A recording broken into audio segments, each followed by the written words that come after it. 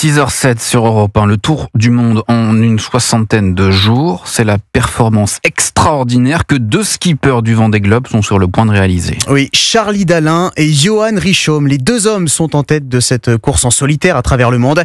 Au dernier pointage, 35 000 nautiques séparaient les deux hommes. S'il faudra bien un vainqueur à l'arrivée au Sables d'Olonne, il devrait battre de toute façon un record historique, Cyril de la Morinerie.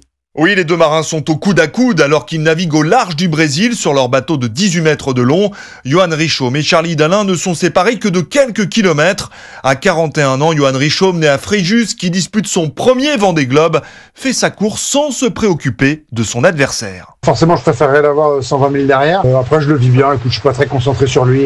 Je fais ma route et c'est tout ce qui compte pour moi aujourd'hui. Les deux skippers se sont même aperçus dans l'océan Indien, confirme Charlie Dalin. D'ailleurs, pour le skipper originaire du Havre et âgé de 40 ans, ce mano à mano pourrait durer jusqu'à l'arrivée au Sables d'Olonne. Cette bataille va sûrement durer un petit peu. Bah ouais, c'est drôle. Puis on s'est parlé à la VHF, on a échangé un petit peu.